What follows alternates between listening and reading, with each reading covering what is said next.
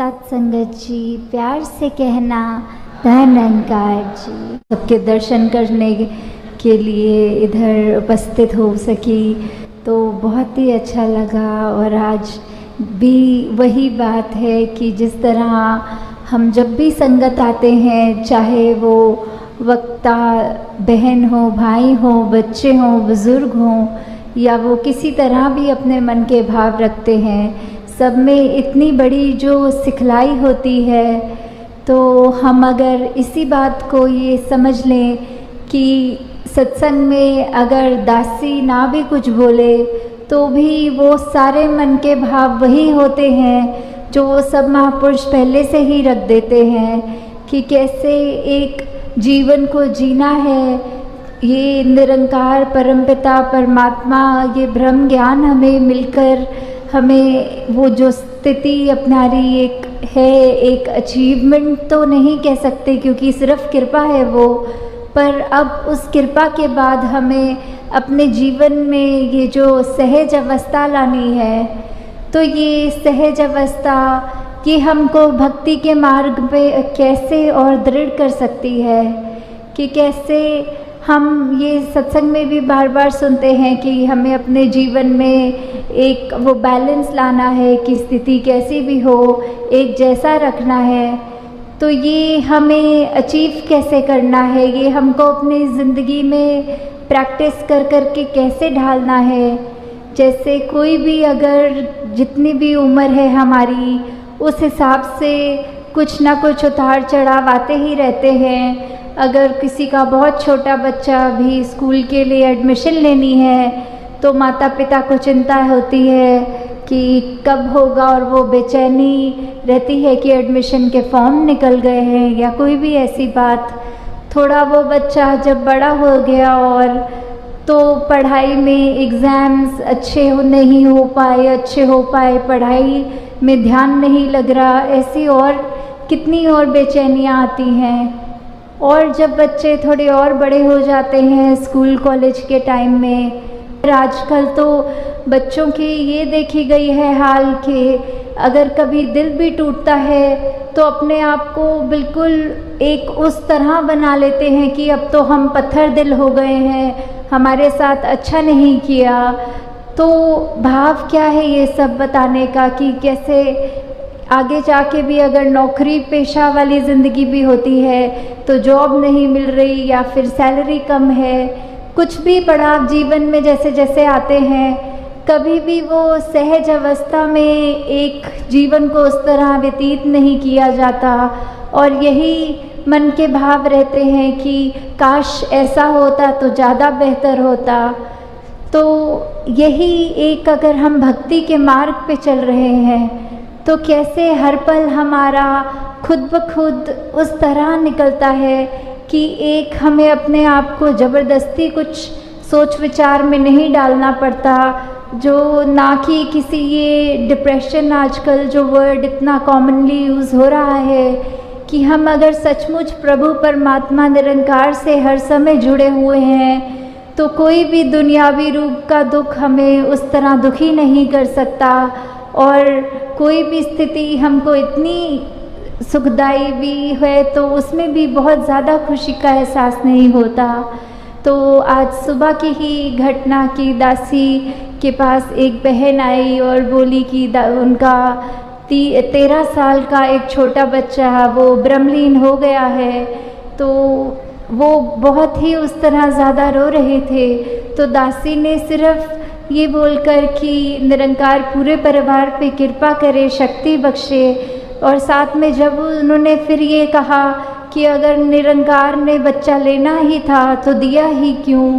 तो दासी ने बस यही भाव रखे कि जब निरंकार ने बच्चा दिया तब तो आपने शुक्राना किया था, तब तो सवाल नहीं किया था कि ये बच्चा दिया क्यों। और अब जब वही शरीर भी निरंकार का जो पहला प्रण होता है, तन मन धन निरंकार का है, तो वही निरंकार की वस्तु जब निरंकार ने दी और जब चाहे निरंकार ने वो शरीर ले लिया वापस, तो हम उस सहज भाव में क्यों नहीं रह पा रहे। तब हमारे मन में इतनी उथल पुथल क्यों हो रही है कि जब एक अगर हमारा ज़िंदगी का जो मकसद है ये ब्रह्म ज्ञान प्राप्त करना, उसके बाद तो अपने आप ही जीवन ये सहज भाव का जीवन, ये सहज अवस्था वाला जीवन बन जाना चाहिए। तो हम अपने अंदर ये सोच विचार करके देख लें, ये इंट्रोस्पेक्शन करके देख लें कि क्या हम आते तो हैं संगत, पर हम फिर भी अपना मन, ये सारे वक्ता जो भी बोलते हैं स्टेज से, क्या हम सभी की बातें सुन रहे हैं या बैठकर हमारा ध्यान कहीं और चला गया, दिमाग किसी को देखकर कुछ और सोचने लग गया। तो अगर हम सत्संग में सुनी गई हर चीज़ को अपने जीवन में ढालेंगे, ये निरंकार का आसरा लेंगे, तो अवश्य ही ये सहज रूप में ज़िंदगी इतनी आसान लगने लग जाएगी कि बस एक तरह, जैसे कहते हैं कि हम पानी में अगर फ्लोट कर रहे होते हैं तो कोई वो मेहनत नहीं लगती, बस अपने आप बहते ही चले जाते हैं, सब काम वो पानी ही करता है। तो वैसे ही जब इस निरंकार में जीते जी हम भ्रमलीन हो जाएं, तो वो सहज अवस्था हमें सही मायने में मिलती है।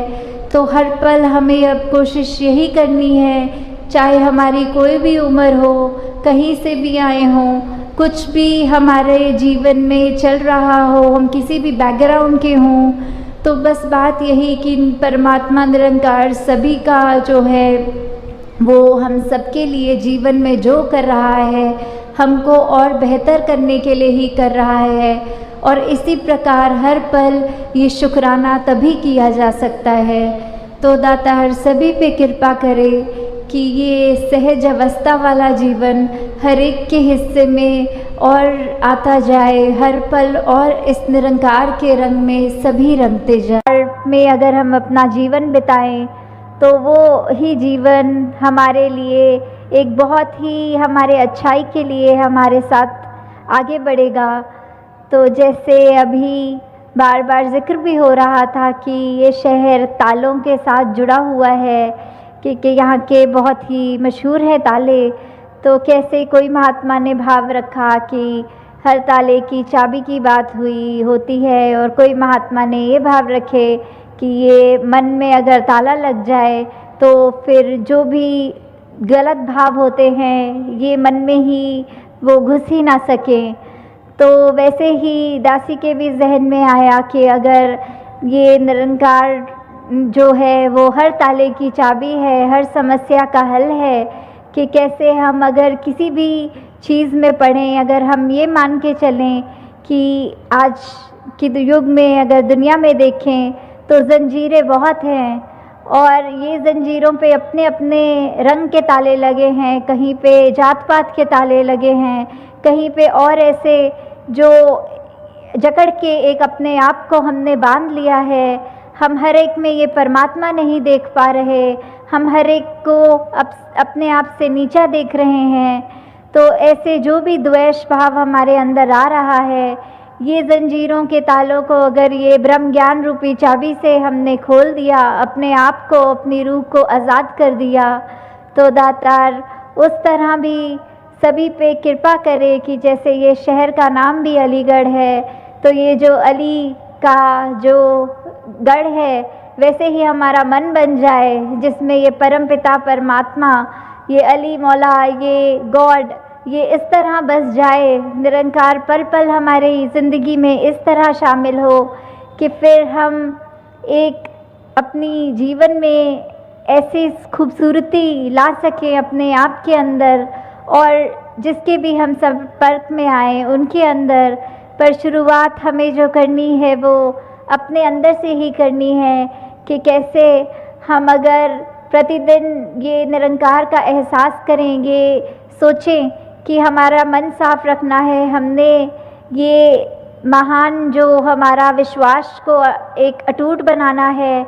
उसको करने का सिर्फ एक ही तरीका है कि हम मन से इस निरंकार के साथ जुड़े रहें। और उसको और मजबूती देने के लिए ये सत्संग का भी जो आज आयोजन है या करते हैं, उसके पीछे बात सिर्फ इतनी है कि हम ये एहसास कर पाएंगे, हम अपने लिए, अपने समाज के लिए, ये एक यूनिवर्सल ब्रदरहुड की जहाँ बात आती है, वासुदेव कुटुंबकम की बात आती है, ये उसी तरह हमने कैसे अपने आप में एक जो